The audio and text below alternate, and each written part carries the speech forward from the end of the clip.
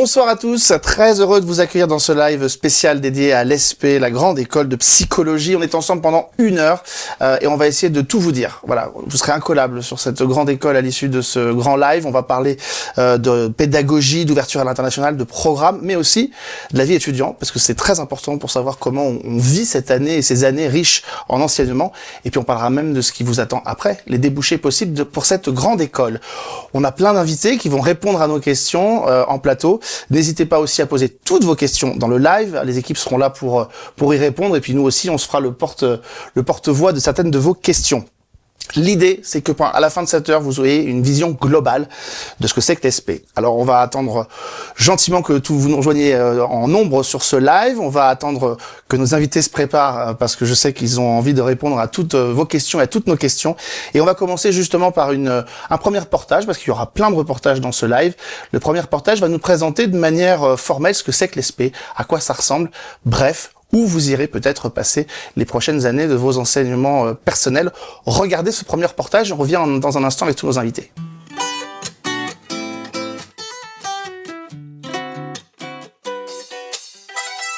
Alors l'ESP, c'est l'École supérieure de psychologie européenne. Pourquoi européenne ?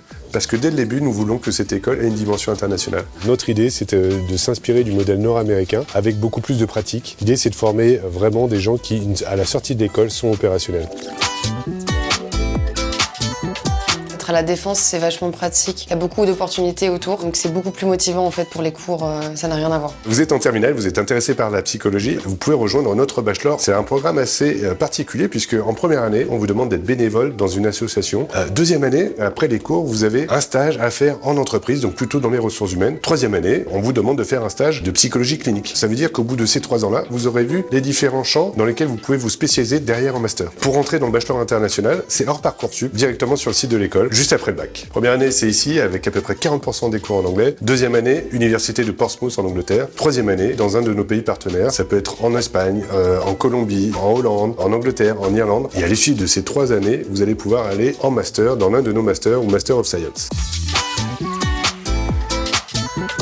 Comparativement à la fac, ce qui est vraiment très intéressant dans ce principe d'école, c'est le petit effectif qui va permettre vraiment d'être au plus près de leur vécu et que ce soit beaucoup plus simple, notamment d'être dans la dimension pratique. J'avais beaucoup d'appréhension parce que j'avais jamais fait d'école privée avant et j'ai adoré en fait. Il y a beaucoup d'entraide et il y a un vrai suivi. On nous reconnaît, on sait qui on est, on connaît notre parcours. On a vraiment une ambiance plutôt familiale à la différence de la faculté où on est tellement nombreux que au final personne se connaît.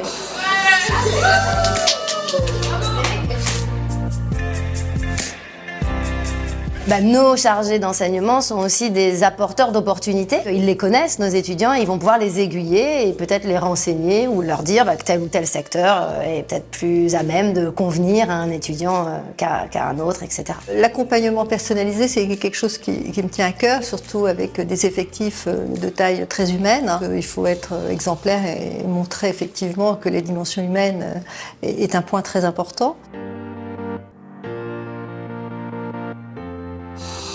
Ils nous préparent parce qu'il y a un suivi tout au long et on nous prépare à la suite, à la fin. On nous laisse pas du tout dans la nature dès qu'on a notre diplôme officiel. Ils nous préparent déjà grâce à la proximité avec les professeurs. Du coup, on peut faire des stages avec eux, donc c'est beaucoup plus bénéfique pour nous. Les stages à l'ESP sont réellement au centre du projet pédagogique.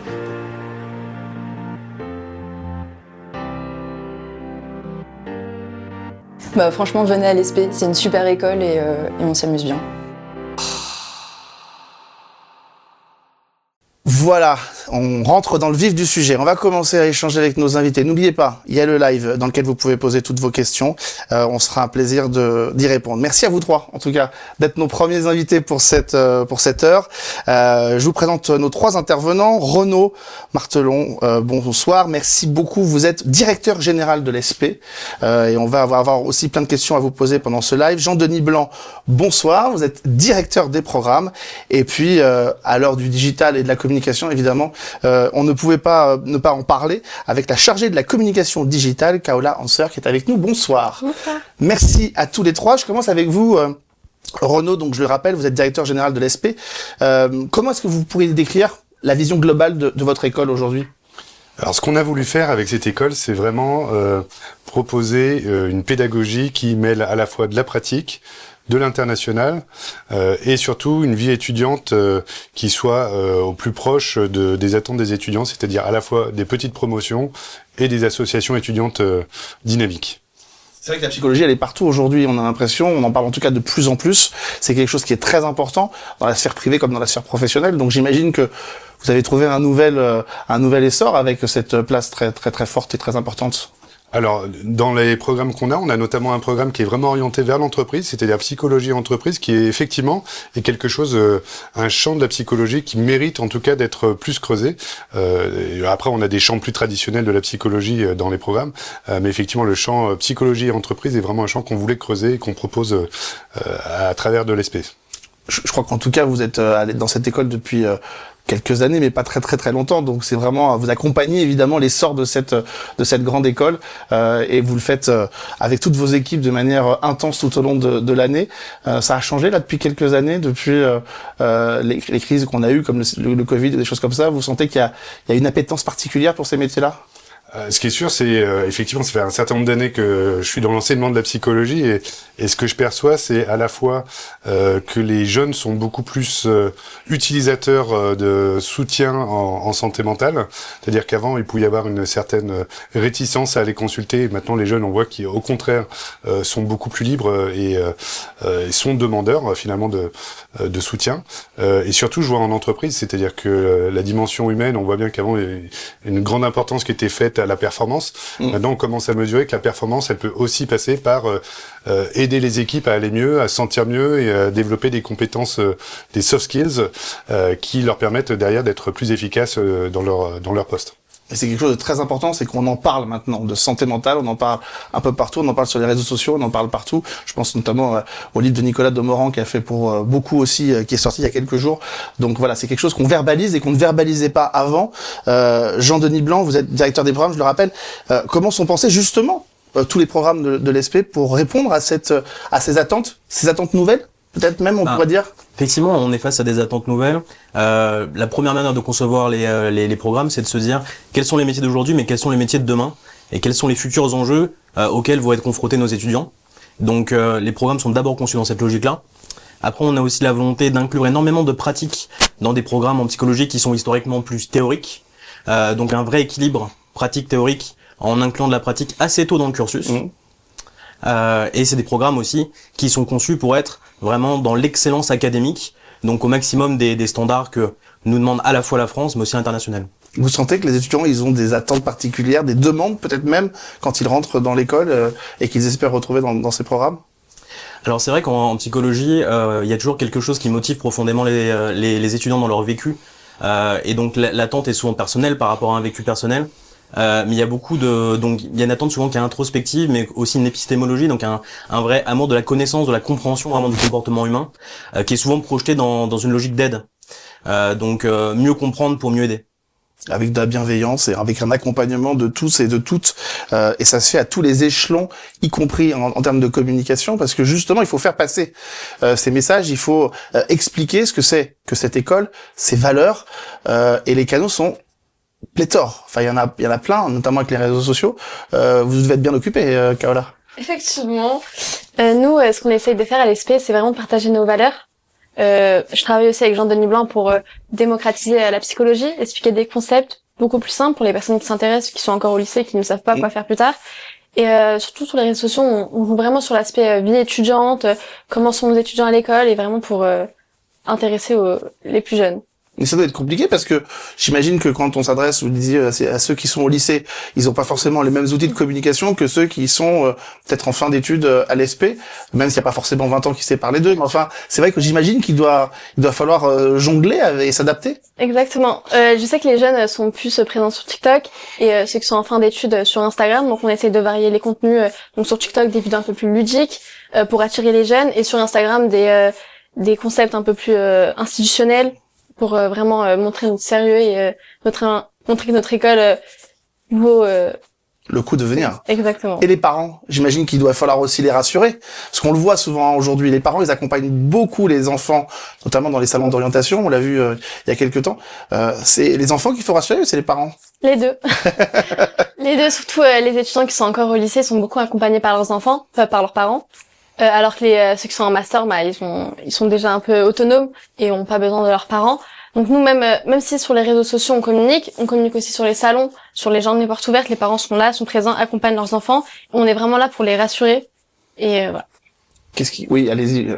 Oui, notamment on a un certain nombre de publications, d'articles qui sont faits sur un peu comment concevoir son orientation étudiante par son orientation professionnelle, comment gérer les moments de stress à l'approche des examens, tout un tas de conseils qui sont destinés aux étudiants, mais aussi à leurs parents. Donc, c'est des choses qu'on peut retrouver sur le site internet ou sur LinkedIn, dans les réseaux sociaux, parents. Et on sent que les parents, justement, ils ont besoin d'être rassurés sur des choses peut-être même encore plus profondes. On parle beaucoup du mal-être que peuvent avoir beaucoup de jeunes, etc. Pas simplement lié à la peur des examens. On sent qu'il faut les rassurer aussi sur d'autres aspects, les parents, au quotidien, vous pensez? Ce qui est intéressant dans les articles qu'on propose, c'est qu'on voit que le fait d'arriver à la fin du lycée, c'est un moment de questionnement pour tous les étudiants, et finalement, ça peut leur permettre aux parents de se dire que finalement leur fiston ou leur fille finalement vit la même chose que tous les autres étudiants au même moment de leur vie. Vous êtes utile. Oui, allez-y, pardon. On a vraiment deux axes de questions aussi quand on voit les parents quand ils viennent nous rencontrer. Le premier axe évidemment c'est les débouchés, parce que la plupart des parents sont pas eux-mêmes dans la psychologie, et c'est vrai que c'est un métier qui peut être un peu obscur pour les gens qui sont pas dans la pratique ou qui ont pas forcément eu de contact direct. Et donc on leur explique que la psychologie, en fait, on a des débouchés dans à la fois le monde de la santé, donc la clinique, qui est le débouché classique auquel on pense, c'est-à-dire recevoir par exemple des gens chez soi ou travailler en institution, mais aussi dans l'entreprise. Et c'est ça qui est très important, je pense, de communiquer aux parents, c'est que faire des études en psychologie, c'est pas uniquement se limiter à ce qu'on connaît du travail historique du psychologue, mais c'est aussi beaucoup de métiers d'avenir, des métiers qu'on observe déjà aujourd'hui, mais des métiers qu'on n'observe pas encore et qu'on verra demain. Et ça, c'est vraiment une question qui est très très fréquente avec les parents.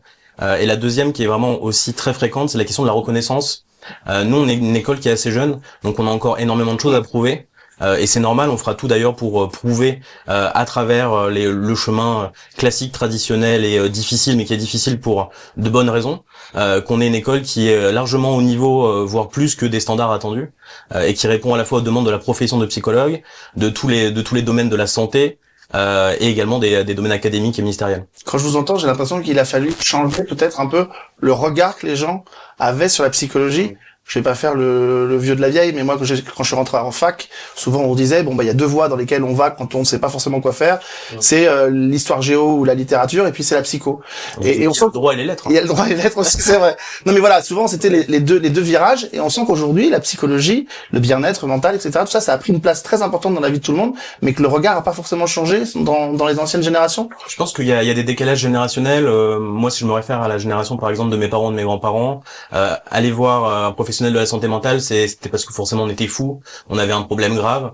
Je pense que maintenant l'introspection a beaucoup plus de place dans la vie des gens, le fait d'aller bien, aussi la psychologie comme approche préventive, c'est-à-dire le fait d'aller voir un psychologue avant d'être dans vraiment une période de grosses difficultés, ou pour se sortir justement de ce type de période.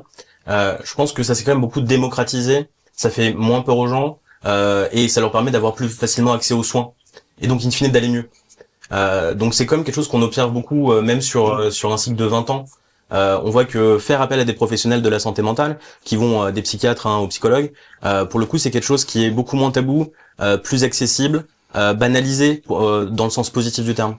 Qu'est-ce qu'ils viennent chercher ces jeunes quand ils viennent chercher des informations, ou quand ils viennent peut-être discuter avec vous sur les réseaux sociaux? Qu'est-ce qu'ils viennent chercher? Qu'est-ce qui les intéresse? Je pense que ça les rassure de discuter avec une personne qui a leur âge. Donc ils posent des questions sur le processus d'admission, des questions simples que par exemple ils n'oseraient pas poser par mail, parce que je sais que les jeunes n'utilisent pas trop le moyen de communication de mail, ils préfèrent les réseaux sociaux, les DM, etc. Donc je pense qu'ils se sentent beaucoup plus à l'aise, et même je pense que pour eux envoyer un message à 23h sur Instagram est beaucoup mieux qu'envoyer un mail à 23h qui ferait pas professionnel dans le monde actuel. Vous êtes servi de votre propre expérience, de votre passé aussi, pour savoir ce qu'on pouvait attendre et que vous aviez peut-être pas eu d'ailleurs quand vous étiez étudiante? Exactement. Moi, je suis encore étudiante, donc je sais comment ça se passe, et donc je sais comment les jeunes actuellement recherchent une école, et à quel moment ont beaucoup plus confiance, comment on communique avec eux. C'est intéressant de savoir qu'on est jeune et qu'on suit des études de psychologie, et qu'en même temps on s'intéresse à la psychologie des autres pour les soutenir et les accompagner. Ça demande aussi là une cohérence et une charge pour vous qui est quand même assez importante, et vos équipes évidemment qui travaillent avec vous, quoi. Ça va, vous vous en sentez bien? Ça va, pour l'instant, ça va. Bon, on va continuer à discuter avec vous parce qu'on a évidemment encore plein de questions et à vous poser. Il y a d'autres invités qui vont nous rejoindre dans un instant. On a bien compris en tout cas que l'ESP était là pour vous aider, vous accompagner dans ces études et dans ces formations. Mais il y a quelque chose qui est très important quand on rentre dans une école, c'est aussi comment on va vivre au quotidien sa vie étudiante. Et pour savoir comment ça se passe, pour savoir la richesse qui anime cette école, je vous propose de découvrir un nouveau reportage, la vie étudiante à l'ESP, à quoi ça ressemble, regardez.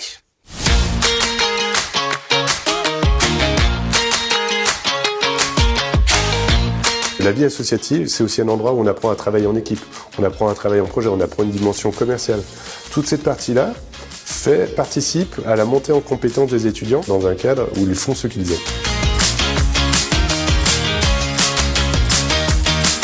Au sein de cet établissement, on a créé une association avec 3 camarades à moi qui s'appelle Humanit Act. Elle a pour but de renverser des fonds à une association. L'objectif, c'est qu'au fil des mois, on aura 3 différents types d'associations, donc Ruban Rose, les Restos du Cœur et une qu'on choisira du coup fin d'année, où on va faire des cookies qu'on revendra et tous les fonds qu'on aura récoltés, on les donnera directement à cette association-là. On les aide à entreprendre, mais ce qui est très important pour nous, c'est qu'ils entreprennent par eux-mêmes cette création d'associations, cette structuration. On leur laisse un maximum de liberté, parce qu'on pense que le fait de créer des associations et de s'en occuper, c'est extrêmement formateur dans le parcours étudiant. Comme on est une jeune école, l'association qui était la plus indispensable, c'était le BDE, donc le bureau des étudiants, qui a aussi pour objectif de gérer les autres associations à terme, et notamment au niveau du bachelor. Un exemple d'activité lancée par le BDE cette année, c'est le Secret Santa, où chacun du coup offre un cadeau surprise. C'est un échange sympa, ça crée un moment convivial, ça structure aussi la vie étudiante. Et on a aussi tout un planning, qui est un planning thématique organisé par le BDE, qui structure aussi la vie étudiante, donc ça peut être autour de déguisements, de semaines thématiques. Ça a permis de me développer un véritable leadership et donc ça permet entre guillemets de développer que ce soit nos richesses personnelles ou quand même nos connaissances. À l'ESP, grâce aux associations auxquelles nous participons, justement j'ai appris à développer un projet et ça m'a aidé aussi à rencontrer des étudiants de tout âge et à développer ma culture et à m'intéresser à des choses auxquelles je ne pensais pas forcément. Donc les associations sont un vrai moteur de la vie étudiante à l'ESP. Elles organisent notamment des moments culturels et de nombreux moments de convivialité qui permettent de forger une vraie dynamique de groupe et surtout une bonne ambiance. De retour donc pour ce live. N'oubliez pas qu'il y a toujours le live justement pour poser vos questions si vous en avez. Les équipes seront là pour y répondre. On en prendra quelques-unes en cours d'émission. Merci en tout cas à vous d'être toujours au rendez-vous. Jean-Denis Blanc, directeur des programmes de cette école, et Renaud Martelon, directeur général de l'ESP, vous êtes toujours avec nous et vous êtes rejoint par l'une de vos étudiantes, Maude, qui est étudiante en Master of Science de psychologie clinique. Merci d'être avec nous, Maude. Tu vas nous parler tout à l'heure de ton parcours à l'ESP et de ce qui t'a convaincu de rejoindre cette école. On va voir si on trouve des passerelles avec ce qu'on évoquait il y a quelques minutes avec nos invités. Renaud, je me tourne quand même vers vous. Aujourd'hui, concrètement, soyons précis et clairs, combien de programmes sont proposés à l'ESP et ils sont pour qui? S'adressent à qui ces programmes? Alors d'abord, on a 2 bachelors qui sont destinés aux lycéens, au post-bac. Ouais. C'est des bachelors en 3 ans. Le premier, permet une approche. Tous les programmes sont liés à de l'approche pratique. Donc en première année, les étudiants doivent être bénévoles dans une association. Le but, c'est de découvrir la relation d'aide, mais aussi découvrir le milieu associatif et humanitaire. Deuxième année, c'est un stage en entreprise, donc plutôt en ressources humaines, qui est un des champs dans lesquels la psychologie peut permettre de trouver des débouchés professionnels. Et en dernière année, c'est un stage clinique, donc soit en institution, soit en cabinet. Mais du coup, ça leur permet, pendant ce bachelor, de pouvoir vraiment étudier là où ils ont envie de travailler. On a un deuxième bachelor qui lui est un bachelor international, où en gros, l'idée, c'est en première année d'avoir un peu plus de cours en anglais. En deuxième année, c'est une année à l'université de Portsmouth, et en troisième année, c'est au sein de une des universités partenaires qu'on a à travers l'Europe et même en Amérique du Sud ou ailleurs. Donc dès le départ, ouverture à l'international, pratique, c'est ce que vous nous disiez tout à l'heure au début de l'émission. Ils sont confrontés à l'exercice et à la mise en pratique de tout ce qu'ils apprennent dans les cours. C'est exactement ça. C'est-à-dire qu'on a conçu le bachelor comme étant une initiation finalement à la psychologie, ce qui leur permet de déterminer ce qu'ils ont envie de faire. Et c'est pour ça que derrière, on a 2 types de masters. D'abord, un master avec l'EBS, qui est un master psychologie et management des ressources humaines. Ça, c'est vraiment destiné pour ceux qui ont envie de travailler en entreprise, pouvoir plutôt être dans des fonctions de ressources humaines ou de conseil en ressources humaines, où ils vont pouvoir finalement avoir la double compétence, puisque du coup, c'est un programme qui est en apprentissage, mais qui se fait à la fois à l'EBS et chez nous. Et donc, les étudiants vont avoir les compétences management, mais aussi les compétences psy appliquées à l'entreprise. Donc ça leur permet vraiment d'avoir cette double compétence. L'autre parcours, c'est le master l'autre parcours, c'est le Master of Science de psychologie intégrative avec 2 spécialités. Alors, la première année, c'est un tronc commun. En deuxième année, il y a 2 spécialités. L'une qui est sur la clinique de l'exclusion. Donc c'est vraiment pour plutôt travailler dans le milieu associatif et humanitaire, dont la vocation viendra peut-être de ce qu'ils auront vu en bachelor, ou alors les approches thérapeutiques. L'idée, c'est vraiment de pouvoir développer un certain nombre de compétences pour éventuellement monter son cabinet à la sortie de l'école. Parce que tous les étudiants qui rentrent dans votre école, ils savent qu'ils veulent faire de la psychologie, mais parfois ils découvrent le métier qu'ils voudraient pratiquer derrière. Ben, c'est ce qu'on disait tout à l'heure, en fait. Il n'y a pas un métier de la psychologie, en fait, il y a des métiers de la psychologie. Et finalement, déjà trouver dans quel secteur on veut le faire, de quelle manière on veut le faire. Est-ce qu'on veut le faire comme consultant? Est-ce qu'on veut le faire comme professionnel dans une institution? Est-ce qu'on veut le faire à son compte? C'est des manières d'exercer qui sont différentes. Si on est à son compte, il y a un peu une logique entrepreneuriale. Donc on est sur quelque chose qui est totalement différent de si on veut travailler en institution, où là on est à un côté plus salarié fonctionnaire, on va dire. Donc c'est pas du tout la même logique en termes de posture professionnelle. Pour autant, c'est la même logique. Le point commun dans toutes ces possibilités, c'est la relation à l'autre, et finalement le fait d'être dans une idée d'être dans une relation de soins et de suivi avec les personnes qui le suivent. Pour que ça soit vraiment concret, il y a un exemple qui nous arrive fréquemment, c'est que la crimino, en fait, est souvent un peu fantasmée en psychologie. On a beaucoup d'élèves qui candidatent chez nous, et quand on les voit la première fois, ça peut être à 16 ans, des élèves en première ou en terminale. Ils ont vu des séries policières, ils ont vu des films. Et c'est ça, la fiction, en fait, a beaucoup déterminé. Alors la fiction française ou même la fiction américaine a beaucoup déterminé une forme de fascination pour la crimino. Qui effectivement dans ces fictions est très fantasmée. On pense à Mindhunter par exemple sur Netflix. Mindhunter qui est effectivement l'histoire de la création du profiling aux États-Unis et au FBI. C'est quelque chose qui a beaucoup fasciné les gens, et donc ils se projettent là-dedans, et en fait la réalité concrète du terrain est très très différente. Et par exemple un stage dans un milieu pénitentiaire ou carcéral va souvent les faire changer d'avis et va en fait les réorienter directement sur des domaines parfois totalement différents, qui peuvent aller même jusqu'à l'entreprise ou d'autres domaines de la clinique plus institutionnels ou plus traditionnels, comme par exemple l'enfant. C'est là qu'on se rend compte à quel point parfois le poids de la fiction, mais plus largement des arts, peuvent avoir une importance. On voit dans les études de droit qu'il y a des étudiants qui vont dire au président d'une cour d'assises votre honneur, alors que ça n'existe pas du tout. Donc effectivement, c'est là le travail des équipes dans les écoles de les réorienter entre guillemets dans la bonne direction pour percevoir bien les enjeux qui sont les leurs. Et est-ce qu'ils découvrent aussi des métiers? Vous parliez tout à l'heure des ressources humaines. La psychologie se dirige dans les détails, mais est-ce qu'on imagine que quand on est ressources humaines, il faut faire preuve de psychologie? Est-ce qu'il y a des gens qui le découvrent en arrivant à l'ESP, par exemple? Nos élèves, elles sont très jeunes, donc elles ont une connaissance quasiment nulle du monde de l'entreprise, à part à travers leurs parents, ce qu'elles ont observé ou une partie de la fiction. Donc elles se doutent pas à quel point la psychologie, le savoir-être, pour être très large, est indispensable dans le monde de l'entreprise pour avoir des bonnes conditions de travail et même pour être performant. Donc c'est quelque chose aussi qu'on essaie de leur transmettre à travers le bachelor, c'est le fait que l'entreprise, on a besoin de compétences, de connaissances humaines, en fait d'ingénierie sociale, de savoir-être, de posture, d'un bon positionnement en entreprise pour être performant, ou même pour avoir une vie professionnelle qui est agréable, qui est intéressante ou ambitieuse. On parlait tout à l'heure de devoir rassurer les parents quand ils ont leur programme et qu'ils vont rentrer dans les diplômes. Est-ce que tous les diplômes sont reconnus, enregistrés par exemple au RNCP, enfin voilà, pour être assez clair et pratico-pratique? Alors, donc nous, c'est une nouvelle école, donc on a encore beaucoup de choses à prouver. Mais on a le programme de master avec le BS en double diplôme, qui lui a un diplôme reconnu, c'est de grade master, et donc qui permet de pouvoir travailler en entreprise sans problème.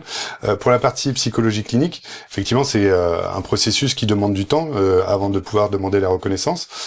Pour autant, tel que nous avons conçu nos spécialités, nous les avons conçues justement pour que nos diplômés puissent accéder aux emplois qui ne requerront pas d'avoir le titre de psychologue. C'est-à-dire que pour travailler dans le milieu associatif et humanitaire, il faut avoir un bac+5 en psychologie, mais pas nécessairement d'être psychologue.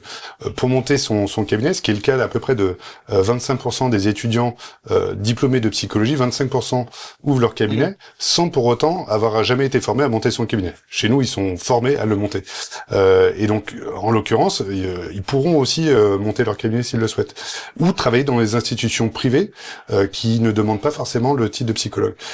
Finalement, le vrai marché du travail qui ne leur seront pas accessibles, c'est finalement si ils veulent travailler dans l'institution publique, donc dans les hôpitaux publics, dans les prisons publiques, dans les écoles publiques. C'est essentiellement là où ils ne pourront pas exercer immédiatement.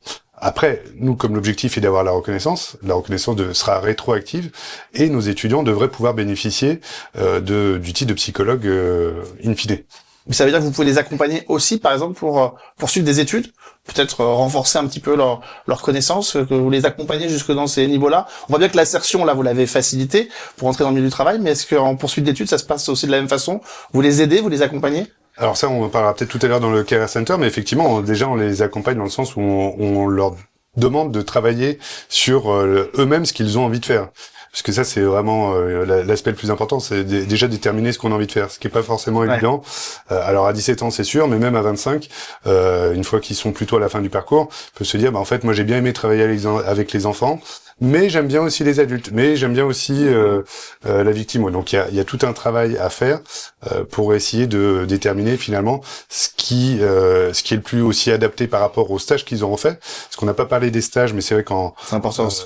Dans le parcours de Master of Science, en fait, on leur demande de faire 300 heures de stage à l'issue de la 4e année, et on leur préconise de faire une année césure où ils peuvent faire jusqu'à 1000 heures de stage. Et donc c'est le but, 1000 heures de stage, ou alors ils peuvent aussi partir un semestre en échange, faire un semestre d'échange, un semestre de stage, ou une année entière d'échange. Mais ce qui est sûr, c'est que nous, on incite les étudiants à avoir finalement le maximum de stages, parce qu'à travers le stage, à la fois, ils peuvent découvrir des lieux de stage qui derrière peuvent éventuellement être leur futur employeur. Et des vocations. Et surtout se dire tester. J'ai testé de travailler, je sais pas, auprès d'enfants, et en fait, je m'aperçois que j'aime pas les enfants. Enfin, j'aime pas les enfants entre guillemets, comme patient. J'ai plutôt envie de m'approcher des personnes âgées, par exemple.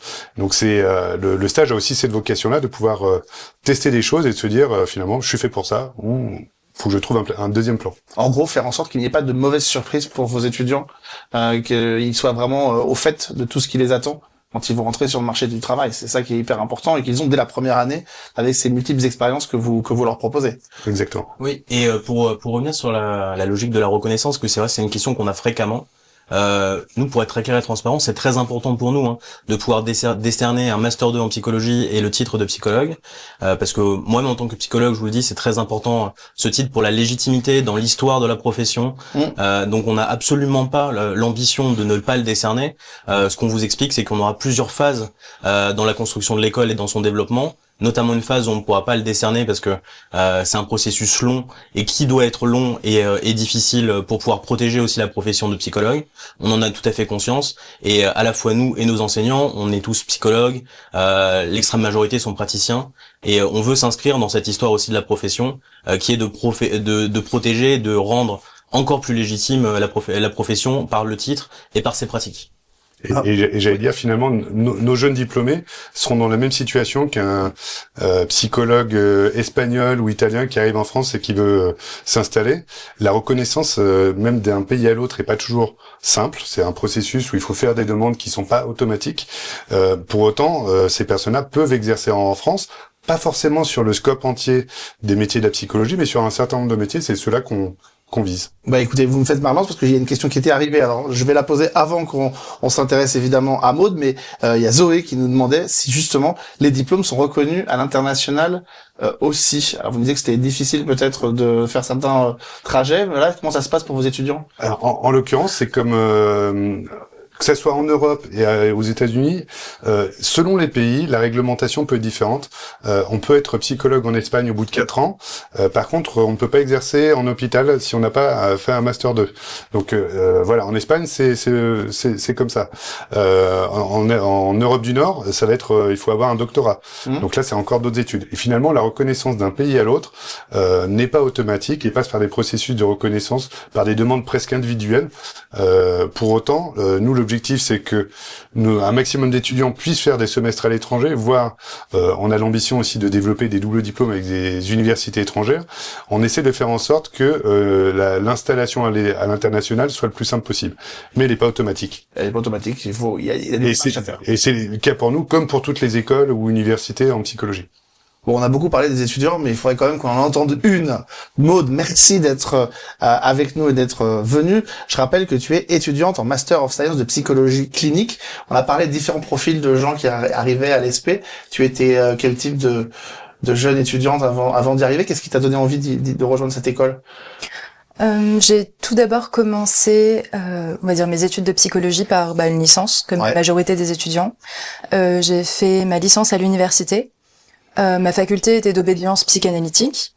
À l'issue de cette licence, j'ai fait une césure d'1 an qui m'a permis de réaliser à la fois un diplôme universitaire de périnatalité, mais aussi un diplôme universitaire de systémique spécialisé dans la clinique de la relation et intervention stratégique. Voilà, qui est une branche bien spécifique de l'approche systémique.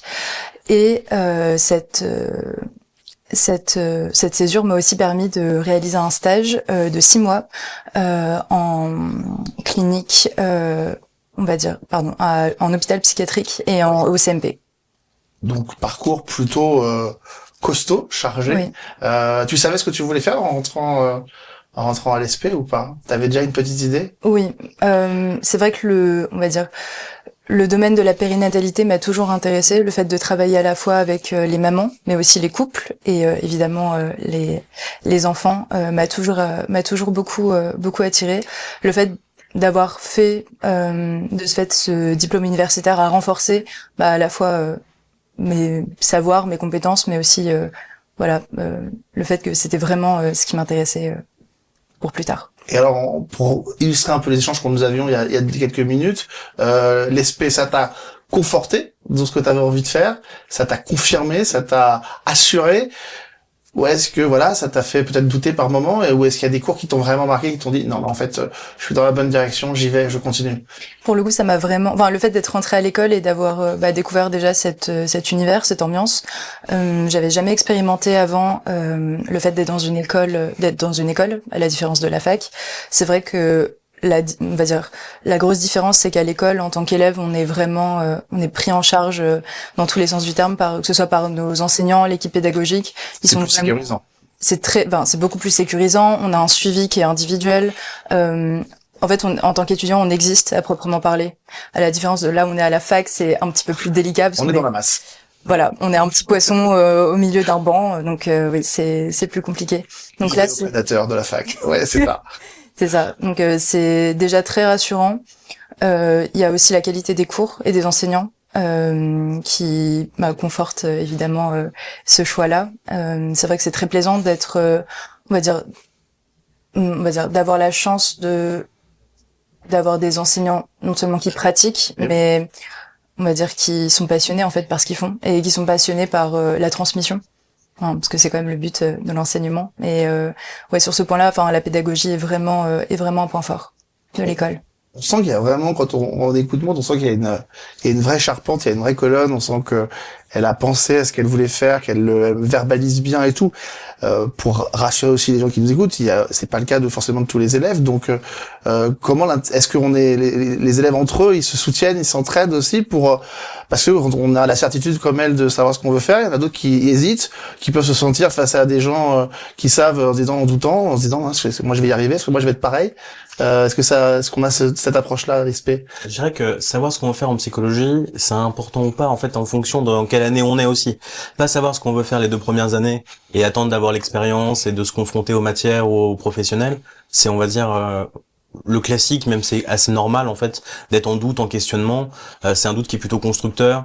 C'est un doute, justement, qui naît, justement, de fait d'apprendre, de connaître de nouvelles possibilités en psychologie. Par contre, c'est bien quand même en master, ne serait-ce que pour préparer en fait son projet professionnel, de savoir là où on veut aboutir. Ça permet de choisir de meilleurs stages, ça permet en fait d'avoir une meilleure employabilité aussi à la sortie du master, en accumulant une expérience professionnelle ou déjà un chemin qui est plus cohérent par rapport à là où on veut aboutir. Ça montre aussi une forme de détermination, une motivation, et donc ça rassure en général les recruteurs, et notamment en clinique. Évidemment. Voilà, en clinique, vous savez, on est un peu il faut sortir sortir avec un diplôme et déjà avoir 5 ans d'expérience. Donc on le voit dans beaucoup de domaines, mais partout. Si on a déjà un peu d'expérience, notamment l'année de césure permet d'avoir ces expériences, donc en France ou à l'étranger, ou si on a eu la chance de pouvoir faire des stages dans des domaines qui nous intéressent ou qui nous passionnent, ce qui est effectivement plus le cas de Maud, qui a un profil quand même très déterminé. C'est un vrai avantage pour l'étudiant. Après, ça donne aussi la possibilité de pouvoir se tromper en fait. Oui. Le stage, c'est important. L'erreur, il faut se tromper, être dans l'erreur, ça forme aussi. Ah bah oui, c'est mieux de se tromper en stage de 3e année en clinique que de se tromper en signant en CDI, ouais. Donc on est bien d'accord, et c'est aussi pour ça qu'on essaie de multiplier le fait de les confronter un maximum à la vie réelle du psychologue. On va dans un instant parler de l'ouverture possible à l'international avec nos autres invités. Un dernier mot, Maud, pour t'entendre encore, parce que je pense que ça peut soutenir et aider des gens qui nous suivent dans le live. Un conseil que tu donnerais à des étudiants qui vont rentrer ou qui vont peut-être se dire, tiens, l'année prochaine, je rejoins cette école. Est-ce que tu en aurais un qui te vient à l'idée comme ça? D'être authentique. Parce qu'à l'ESP, c'est vrai on l'a vu au niveau des sélections, mais avec, du coup, mes camarades de classe, mais ils choisissent vraiment des profils. Ils choisissent pas juste un dossier. C'est vraiment l'authenticité qui va primer et évidemment la motivation derrière. Authenticité, motivation, voilà les 2 mots-clés qu'on va retenir de l'intervention de Maud. Merci beaucoup d'être venu pendant ce live. On va faire le jeu des chaises musicales dans un instant. Je crois qu'on va vous retrouver un petit peu plus tard dans ce rendez-vous. Les questions continuent dans le live, n'hésitez pas, les équipes sont là pour y répondre. Le jeu des chaises musicales s'y prête en 2 secondes et on revient dans un instant pour parler d'ouverture à l'international, justement avec nos invités suivantes. À tout de suite.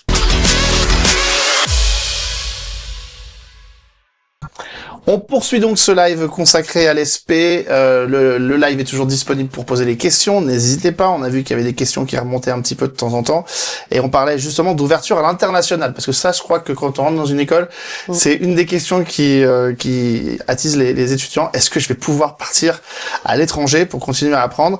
Eh bien, on va en parler avec nos 2 invités qui nous ont rejoints, Dina Lalou et Angela Martin, qui sont toutes les 2 étudiantes en Master of Science à l'ESP. Merci d'être avec nous et d'être là. On va essayer de comprendre avec vous comment l'ESP prépare à l'international, comment ça fait partie de la formation, comment ça s'intègre, qu'est-ce que ça vous apporte.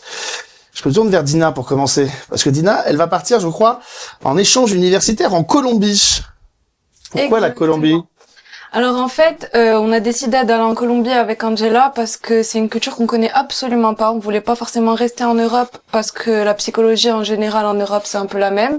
Et on voulait voir un peu d'autres aspects de cette science justement pour pouvoir en apprendre plus, rencontrer de nouvelles personnes, de nouveaux profils, une nouvelle culture aussi. Et pouvoir aussi aller un peu à l'aventure, apprendre une nouvelle langue aussi. On est en train d'apprendre l'espagnol en ce moment.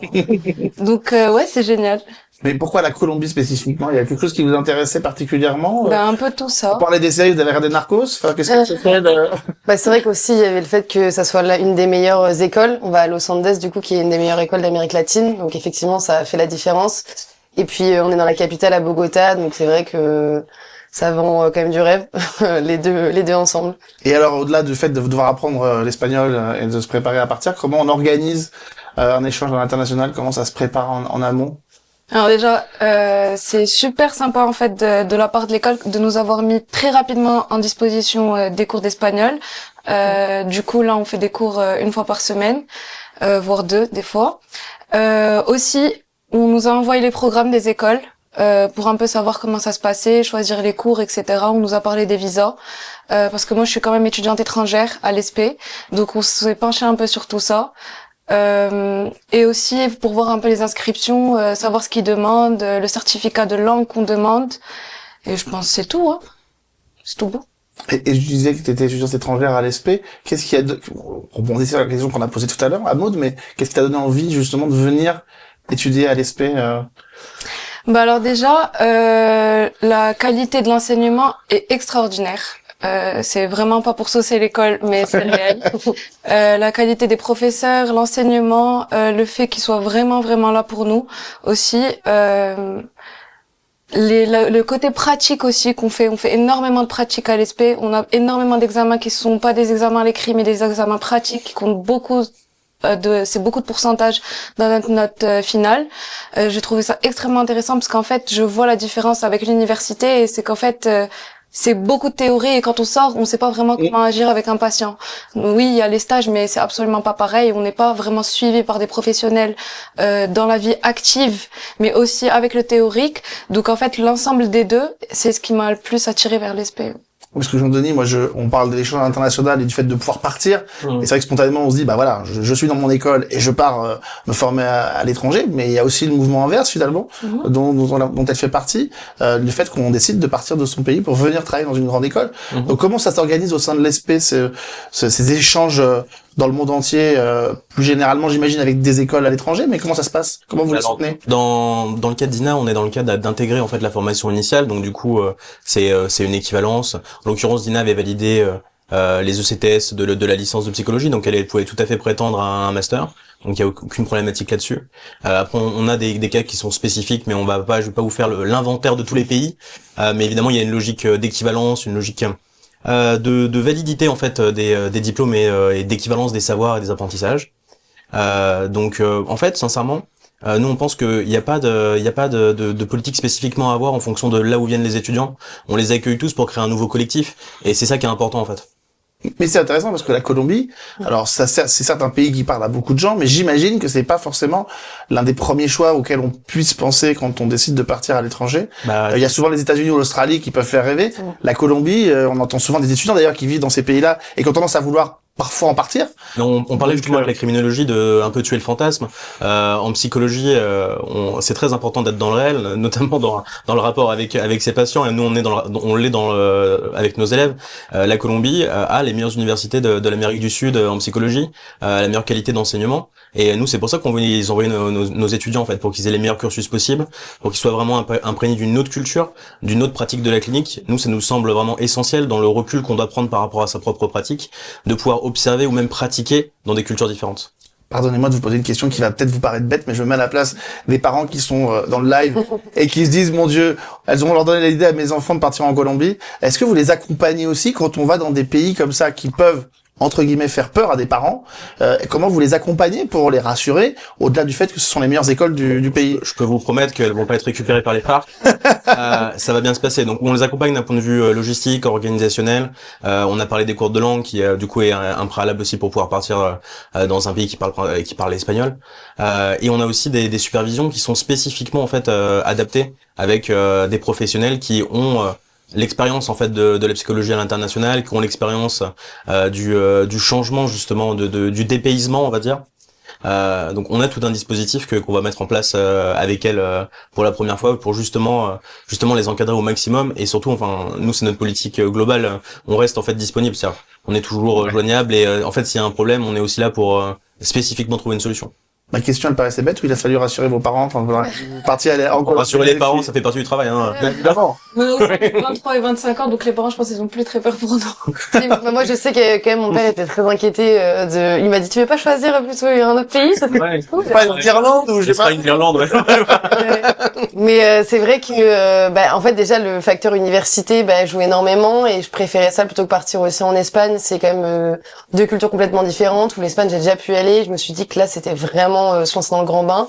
Et puis justement, dans mes licences avant, il n'y avait pas d'opportunités internationales. Et donc je me suis dit, quitte à partir, autant vraiment partir. Et du coup, c'est aussi pour ça que je voulais partir aussi loin. Mais d'un côté, je sais que du coup on part à deux. Et puis comme on dit, l'école elle est super familiale. Donc je sais très bien qu'on va se tenir au courant et on va pas être lâché complètement dans la nature.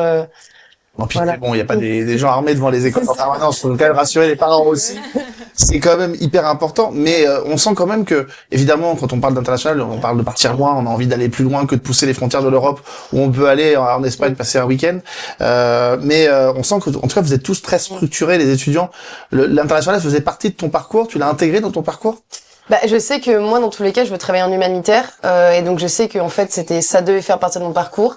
Et donc c'est vrai que quand j'ai vu que l'école le proposait, pour moi, c'était vraiment un peu une opportunité trop bien, parce que du coup, c'est vrai que c'est plus compliqué en même temps de faire des études, en même temps de partir. Et là, je vais pouvoir rejoindre les deux, et en plus dans une école de psycho, donc en plus voir de la pratique, donc c'est génial. Ça veut dire que pour toutes les deux, le fait de partir à l'international, c'est pas simplement une petite étape pour se dire je m'offre c'est combien de temps d'ailleurs? 6 mois. 6 mois en Colombie, c'est vraiment pour poser les jalons de ce qui va arriver après? C'est ça, ouais. C'est pour ça pourrait nous ouvrir en plus des portes. Déjà, si on a la langue, c'est beaucoup plus simple parce qu'effectivement, pour être psy à l'international, il faut avoir absolument la langue, très bien d'ailleurs. Donc, c'est vrai que ça va être déjà un atout parce que ça pourrait nous ouvrir des portes pour même nous, après notre master, en fait, pouvoir peut-être pratiquer à l'international. Donc, c'est vrai que ça, c'est génial. Pareil pour toi? Pareil. Moi, en fait, c'est vraiment parce que j'aime pas énormément la routine, donc je sais que je ne travaillerai pas forcément en cabinet tout le temps, et que j'aime énormément voyager. Donc, en fait, tout ce qui est visio, ça m'intéresse beaucoup. Là, je sais que j'ai déjà 3 langues acquises, donc là, je vais en rajouter une 4e, donc ça pourra vraiment m'ouvrir les portes à recevoir plusieurs patients de plusieurs cultures et nationalités différentes. De plus, des cours d'ethnopsychiatrie qu'on fait.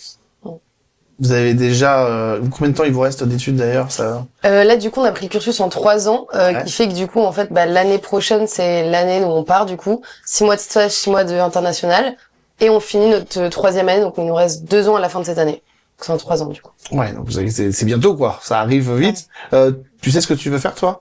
Vraiment après? Là on a parlé d'humanitaire avec toi, mais est-ce que toi tu sais déjà au-delà de recevoir des gens du monde entier? Alors, en fait, avant d'arriver à l'ESP, j'avais une idée extrêmement précise. Je voulais travailler en hôpital, mais là, justement, en découvrant toutes les matières qu'on a, ça m'a ouvert énormément de portes. J'ai appris énormément de choses, notamment les adolescents, que j'aimais pas énormément. Les médiations par l'art, la psychologie par l'art, je trouve ça extrêmement passionnant. La victimologie, le droit pénal, tout ça, c'est des choses que j'avais pas forcément vues avant. Et du coup, là, je suis un peu perdue parce que j'aime un peu tout. Mais je me dis qu'il me reste encore du temps pour décider et que la vie me mènera où je devrais aller. Et il va encore y avoir des choix qui vont se présenter à toi, à vous deux, en Colombie, quand vous y serez. Mais ça confirme ce qu'on dit depuis, évidemment, le début de ce live, c'est qu'on rentre avec une certaine idée de ce qu'on veut faire. Et puis, voilà, c'est comme The Voice, hein. Il y a 4 coachs qui se retournent et on sait pas lequel choisir. Ouais, parce qu'il y a tellement de possibilités qui arrivent, c'est assez formidable de voir ce qui se passe chez tous vos étudiants. C'est sûr que si on veut être conforté dans ces certitudes, je pense qu'il faut plus faire comptabilité que psycho. Je pense que ça fait partie en fait du voyage de la formation en psychologie, d'être attiré par différentes choses, de faire des choix, de tester, in fine en fait le voyage en psycho ça nous ramène toujours aussi vers là où on est performant, ce pour quoi on est fait, ce pour quoi on a une clinique naturelle, au-delà de la technique. Dernière question pour cette partie internationale, mais parce que c'est forcément quelque chose qui peut traverser l'esprit des gens. La psychologie, elle est universelle ou elle s'adapte en fonction des pays parce qu'on n'a pas les mêmes retours sur ce qu'on peut dire, ce qu'on ne peut pas dire, la façon dont on le conçoit, etc. Enfin, j'imagine que quand on apprend la psychologie à Paris, c'est peut-être pas forcément la même que à Bangkok ou à Bogota. Ou est-ce que ma question est ridicule? Votre question est pas ridicule, mais elle mériterait une conférence de 3 heures. D'accord. Je vais essayer d'y répondre en 2 phrases, mais la psychologie est culturelle parce que l'homme vit dans des cultures différentes, donc la psychologie c'est l'étude des comportements humains, donc fatalement il diffère en fonction des époques, en fonction des cultures, en fonction de énormément de critères en fait qu'on pourrait utiliser pour classer les êtres humains. Ce que je peux vous dire d'un point de vue très très pratico-pratique, sans rentrer dans la philosophie de votre question, c'est que l'enseignement de la psychologie diffère énormément d'un point de vue idéologique en fonction des pays et même parfois en fonction des courants et des approches dans un même pays. Et c'est pour ça que c'est très important aussi d'être confronté à différentes approches. Nous, c'est l'ADN de notre école d'avoir une approche intégrative, donc de présenter sans a priori et sans parti pris, ou avec un parti pris individuel de l'enseignant qui le présente et qui est avoué, chaque approche. Pour laisser l'étudiant, en fait, on fait confiance à l'esprit critique de l'étudiant et à sa capacité à se positionner lui-même par rapport aux approches qu'on va lui enseigner. Donc on a cet ADN. En fait, c'est très compatible l'approche intégrative avec une approche internationale. L'approche internationale, c'est une approche géographique de l'approche intégrative. Voilà, vous avez compris. On a essayé de synthétiser parce que c'est pas évident, mais c'est vrai que c'est un peu frustrant pour moi, mais j'ai fait le maximum, je promets. Vous avez été au taquet. C'est quelque chose à rajouter sur ce que vient de dire. En fait, la psychologie, ça diffère aussi des foyers, des familles et de chaque individu. Et en fait, ce qu'on nous apprend, c'est vraiment de réussir à s'adapter à la personne qu'on a devant nous, quelle que soit la personne, quelle que soit sa culture, sa nationalité, sa langue aussi, parce que maintenant, on est en train d'ouvrir des portes énormes en apprenant de nouvelles langues, quelles que soient ses croyances, quelle que soit toute la personne en elle-même. Et c'est ça, en fait, qui est passionnant. Et c'est pour ça que, en fait, moi, je suis un peu perdue parce que je découvre énormément de profils, énormément de choses. Et en fait, c'est ça ce qui est riche dans cette école. C'est l'ouverture vers l'autre. Oui. L'ouverture vers l'autre grâce à la psychologie, c'est ça qui est important. Et je le dis pour celles et ceux qui nous regardent peut-être en live, parce que c'est vrai que depuis le début de cette émission, nous avons des étudiantes qui se précipitent dans notre studio, mais il y a aussi des hommes psychos qui peuvent rentrer dans cette école. Évidemment, c'est un milieu qui est autant représenté par l'un que par l'autre. Je précisais parce que les gens se dire que... J'irai pas jusqu'à dire autant. Hein. Ah, c'est vrai. On est sur quand même un métier qui a 85% féminin en pratique. Encore. Mais je suis une preuve vivante qu'on peut être un homme et être psychologue.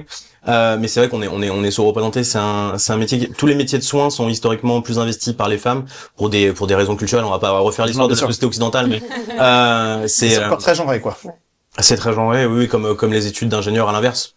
Voilà. Mais objectivement, c'est quelque chose qui évolue plutôt dans le sens de l'équilibre, mais on est très très très très loin d'avoir un ex-aequo. Ouais. Bon, homme-femme. J'étais très loin de moi j'étais positif, je voulais que tout le monde soit représenté. C'est pas grave qu'il y ait plus d'hommes que de femmes. Mais ça viendra. Non, mais ça viendra. Si on pouvait arriver à une espèce d'égalité et qu'on arrête de genrer les métiers pour que tout le monde puisse y rentrer dans ce qu'il a envie de faire, ce serait l'important. On va, justement, parce que vous nous avez raconté comment l'ESP allait vous accompagner dans votre déplacement international, sécurisé, rassuré, conforté, accompagné. D'abord, on vous souhaite bon courage, pour ce voyage en Colombie pendant 6 mois. Et on va justement vous voir un reportage qui va nous expliquer comment l'ESP au quotidien accompagne ses étudiants. Je vous propose de le découvrir tout de suite et juste après on parlera pédagogie à l'ESP. Revenez tout de suite.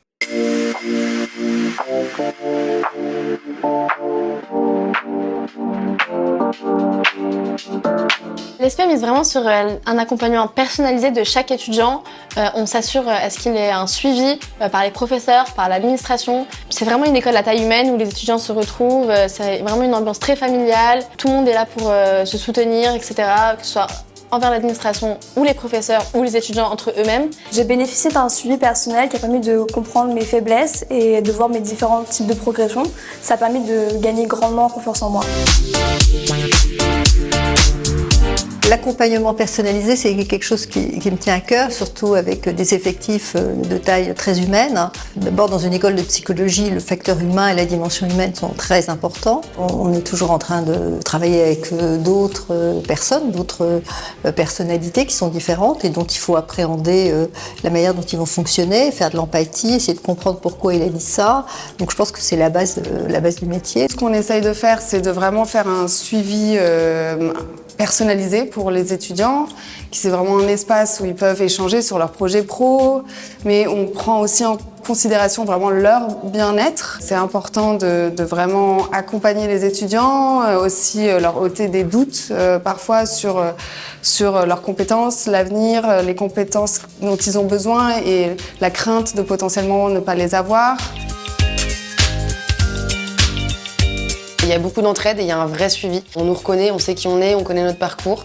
Donc c'est beaucoup plus motivant en fait pour les cours, ça n'a rien à voir. Je trouve qu'il y a vraiment une bonne ambiance. Ça veut dire que tout de suite on est bien intégré, on peut facilement parler de nos problèmes personnels et donc on a une approche très individualisée. C'est-à-dire que si on a un souci, les profs sont à notre écoute. C'est vrai qu'on a la chance d'être extrêmement suivi et encadré. On a vraiment un suivi au cas par cas et c'est très agréable. On n'est pas juste un dossier ou un élève parmi tant d'autres. Donc si vous êtes passionné par la psychologie, vous souhaitez un accompagnement personnalisé, vivre vraiment l'expérience de grande école qu'on ne connaît pas forcément en psychologie, n'hésitez pas à rejoindre l'ESP.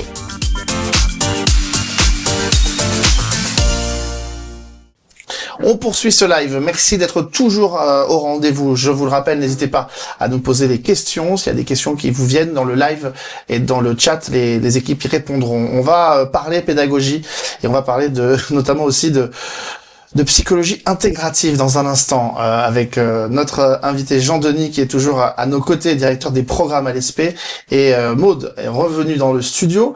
Merci beaucoup d'être avec nous. Je rappelle que tu es étudiante en Master of Science et que tu es rejointe par Maëlys qui est étudiante en Bachelor 1. Merci Maëlys de nous avoir rejoints aujourd'hui. On va te poser une question dans un instant, mais je reviens vers vous Jean-Denis. On parle souvent donc de psychologie intégrative à l'ESP, pardon. Est-ce que vous pouvez nous expliquer ce que ça veut dire et ce que ça implique dans les formations qui sont proposées? C'est vrai qu'on parle même d'approche intégrative plus que de psychologie intégrative. L'approche intégrative, c'est se dire qu'on va intégrer les différentes approches dans l'enseignement et la pédagogie. Évidemment, quand on en parle en psychologie, on parle beaucoup de ça à travers la pratique du psychologue. Nous, aujourd'hui, on va en parler à travers la pédagogie et ce qu'on enseigne à nos élèves. Donc, le pari, c'est de se dire qu'on va enseigner différentes approches qui parfois sont contradictoires les unes avec les autres ou parfois, se sont opposées historiquement ou se sont succédées, pour permettre aux étudiants d'avoir un réel esprit critique et de se positionner eux-mêmes sur l'approche qui leur parle le plus, qui correspond le plus à qui elles sont, à ce qu'elles ont envie de pratiquer elles-mêmes dans la psychologie. Donc l'approche intégrative, c'est vraiment l'inverse d'une approche unique idéologique qui aurait tendance à expliquer tout à travers sa propre approche. Alors Maud, toi, je crois avoir compris que tu avais une expérience de terrain grâce à tes études, mais justement en quoi la façon d'apprendre et la pédagogie de l'ESP, elle fait la différence par rapport à d'autres. Parce que j'imagine qu'on va comparer quand on rentre dans une école, on va voir ce qui se fait à côté. On a dit pourquoi il fallait rentrer à l'ESP, mais pas qu'est-ce qui fait la différence avec les autres écoles, à ton avis? Comme je l'ai dit tout à l'heure, du coup, c'est vrai que mon expérience en licence, ouais. Qui était justement avec une approche seule, qui était la psychanalyse, ouais. Était très enrichissante. Néanmoins, étant quelqu'un d'assez curieux, j'avais très envie de découvrir, on va dire, plus en profondeur les autres approches, qui sont notamment la systémique. Et de confronter à la pratique aussi, peut-être. Ça, c'était important. On le voit depuis le début. On sait que ça fait partie de pas simplement avoir des leçons qui nous sont dispensées toute la journée, mais de mettre en pratique. J'imagine que c'est ça aussi, peut-être, qui a fait la différence. C'est ça. Je l'ai notamment remarqué lors d'un de mes stages. C'était en clinique bariatrique, donc en prise en charge de l'obésité. Dans le service dans lequel j'étais, il y avait 9 psychologues, toute orientation confondue. Et c'est là, justement, où je me suis dit, ok, la psychanalyse, c'est très intéressant, c'est très bien, mais c'est vrai que ça m'a permis de découvrir comment un psychologue, par exemple, d'approche systémique ou d'une autre approche humaniste, notamment, travaillait avec le patient. Et le fait de pouvoir suivre non seulement ma tutrice de stage, mais les autres psychologues au sein du service, m'a vraiment fait découvrir, en fait, ce que c'était que l'approche intégrative.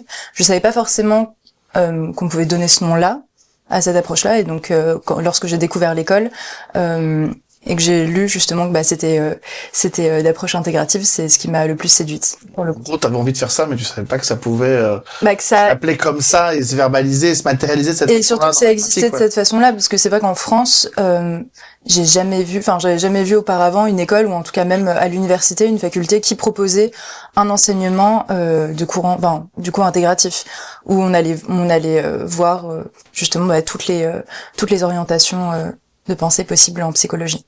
Toi, Maëlys, qu'est-ce qui t'a donné envie de rejoindre l'ESP pour essayer de comprendre un peu peut-être les proximités qu'il y a entre les différents étudiants qui sont arrivés? Qu'est-ce qui t'a donné envie de venir dans cette école?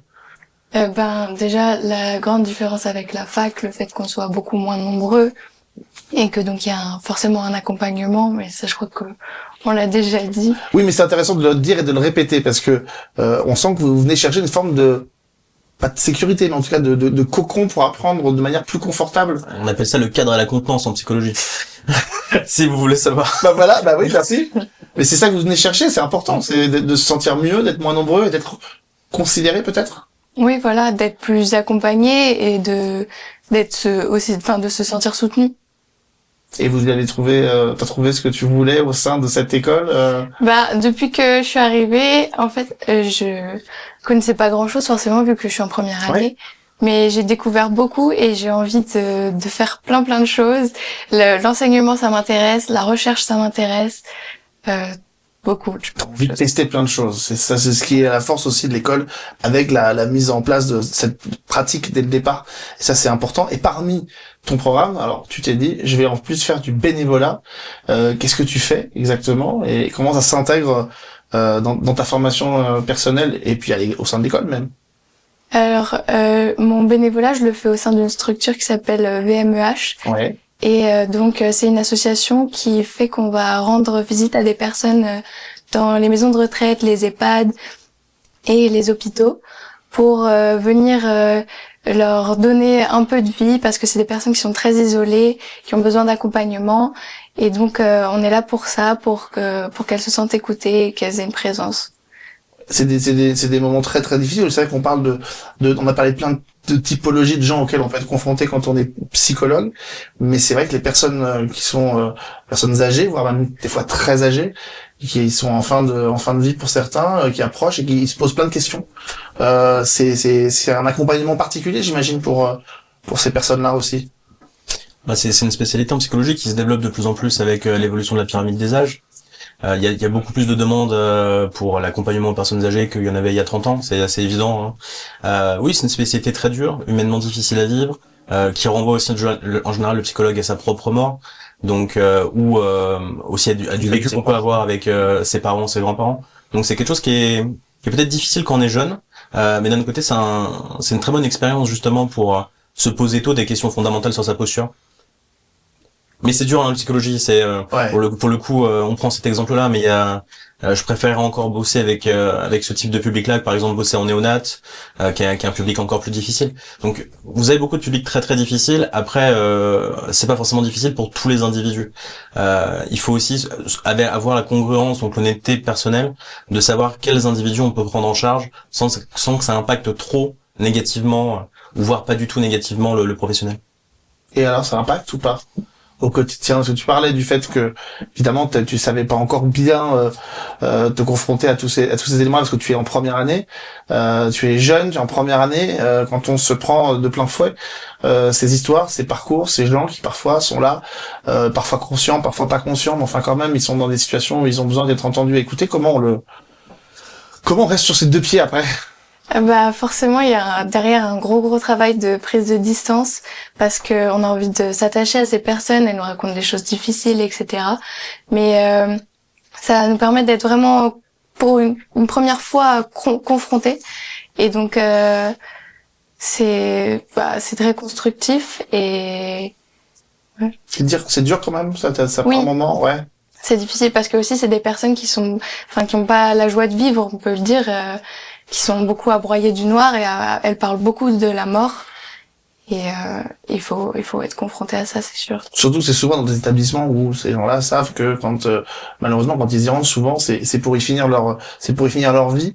On a bien compris ce que ça pouvait à la fois quand Jean-Denis nous en parlait et quand toi tu nous en parlais, ce que ça peut apporter pour une étudiante, mais comment on fait justement à la fois avec cette distance qu'il faut prendre personnellement, mais ne serait-ce que sur sa formation, parce que j'imagine que quand on sort d'un stage et qu'on a eu des papis, des mamies qui vont pas bien, et qu'après il faut retourner à des choses très théoriques, très carrées, il faut se reconcentrer.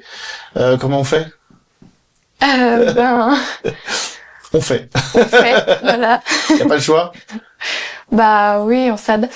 Mais j'ai pas eu trop de difficultés avec ça, hein, je pense. Vous les accompagnez alors c'est peut-être en même temps, je sais pas si vous pouvez accompagner chaque personne sur chaque stage, mais si elles sont suivies en bénévolat, elles ont pas encore réellement de ce qu'on appelle la supervision à l'étape du bénévolat, ou en tout cas de manière très légère.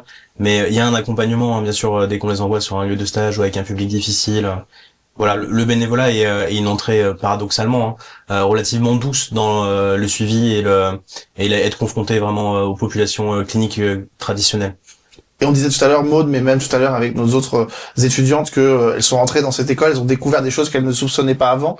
Est-ce que toi, t'en es déjà verbalisé que c'est ça que t'as envie de faire après, à se spécialiser avec ces personnes en fin de vie, ou est-ce que c'est encore flou et t'as encore besoin de chercher?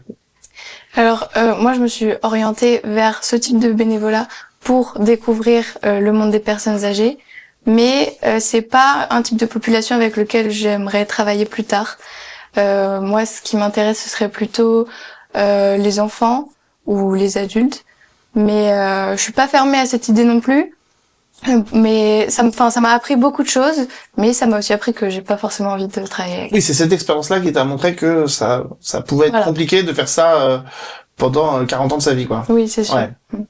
Et toi, il y a des choses que t'as découvert et qui t'ont non pas encouragé, mais qui t'ont peut-être dissuadé de pratiquer ou pas, non?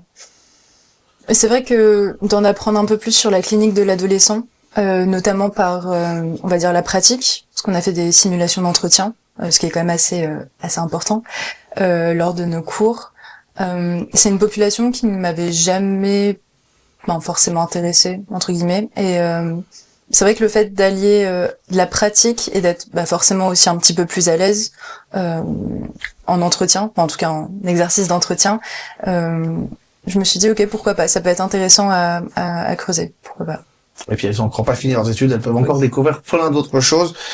Justement, tiens, question bonus pour vous, Jean-Denis. On a une question de Thomas qui arrive justement. On a parlé de psychologie intégrative, qui vous l'avez dit, c'est pas encore vraiment très connu de tout le monde. Est-ce que vous pouvez nous donner quelques exemples concrets pour reformuler un petit peu ça, pour conclure cette partie, pour vraiment un exemple de pratique intégrative? Ouais. Je vais donner un exemple connu de pratique intégrative en France.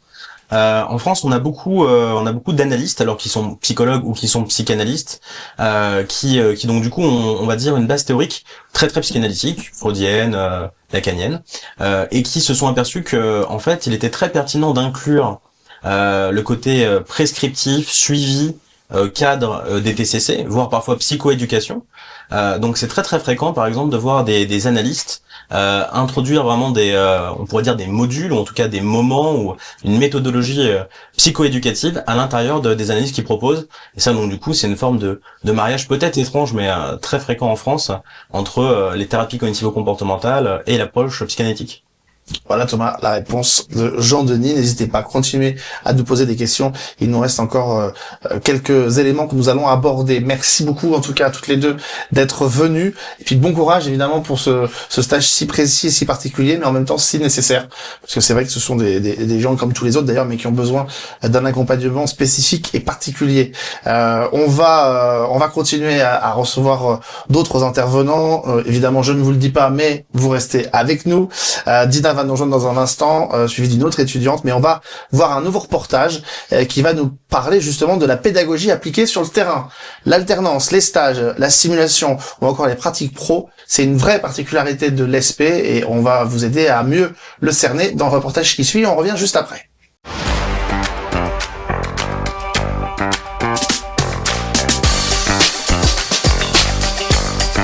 Nos enseignants sont soit des professionnels de la psychologie qui travaillent sur le terrain et qui donnent quelques heures de cours à nos étudiants parce qu'ils souhaitent partager leur passion. Ou alors c'est des universitaires dont c'est le travail que de transmettre et de partager les dernières connaissances de la recherche en psychologie pour que la pratique et la théorie puissent réellement s'interconnecter au sein de nos cours. C'est beaucoup de cas concrets, beaucoup de quiz, d'illustrations avec des vidéos, avec des documents que j'ai pu trouver ici ou là et qui viennent corroborer tous les éléments, je dirais, théoriques que je délivre au sein de mon cours. Ici, on a beaucoup d'échanges avec les intervenants qui sont déjà psychologues, qui travaillent au quotidien et du coup, on apprend en faisant. On fait beaucoup d'exercices de jeux de rôle, on fait des ateliers de médiation thérapeutique pour vraiment apprendre à animer un atelier. Et c'est super intéressant et ça on le retrouve pas à l'université. On a des petits groupes, on a vraiment le temps d'approfondir. Les interactions sont beaucoup plus simples quand on est face à un petit groupe qui se connaît bien versus tout un amphi rempli d'étudiants qui auront malheureusement peut-être un peu moins d'accompagnement individualisé si on veut. Ce qui rend l'école unique, je dirais déjà sa dimension intégrative. Parce que c'est assez rare en psychologie d'avoir, on va dire, la chance de tomber sur une école qui allie toutes les obédiences, donc psychanalytique, systémique, TCC. Donc c'est très riche en termes d'apprentissage et ça nous permet d'avoir une ouverture assez importante sur le monde clinique, mais aussi dans notre pratique. Je conseille l'ESP pour la dimension petit effectif et le fait qu'on peut vraiment s'intéresser à chaque étudiant de façon individuelle et l'accompagner dans son parcours. Donc si vous êtes un étudiant passionné par la psychologie, n'hésitez pas à rejoindre l'ESP. À l'ESP, l'innovation pédagogique est une réalité. Chaque étudiant est acteur de son apprentissage, prêt à bâtir son avenir. Voilà, avant-dernière partie de ce live, merci d'être toujours au rendez-vous. N'oubliez pas évidemment le chat pour les questions. Il y en a qui remontent depuis tout à l'heure, on essaye de vous les poser. Nous sommes toujours évidemment en compagnie de notre invité permanent, Jean-Denis Blanc, directeur des programmes de l'ESP. Dina est revenue dans ce studio et nous avons également avec nous Eva, qui est étudiante en bachelor. Merci d'être avec nous, Eva. On va revenir vers toi dans un instant, mais on avait envie de parler de l'intégration des nouveaux étudiants et de la façon dont la vie à l'école est pensée pour favoriser justement ce lien entre les étudiants. C'est quelque chose qui est évidemment très important. Jean-Denis, parlons de cette fameuse semaine d'intégration qui parfois chez les parents fait peur dans les grandes écoles. Voilà, quelle place elle a dans l'organisation de l'école et dans la vie de l'école, cette semaine d'inté? Alors c'est vrai que souvent les semaines d'inté, c'est des semaines qui sont très concentrées sur la vie étudiante, mais entre les étudiants, au sens festif, ludique. Nous on s'est dit que la semaine d'intégration c'était aussi une très bonne occasion d'acquérir certaines compétences et de faire travailler les étudiants ensemble. On pense que c'est très intéressant pour se connaître, de commencer par travailler ensemble. Surtout qu'en fait ils vont être amenés, les étudiants, à travailler ensemble 3 à 6 ans potentiellement ensemble très fréquemment.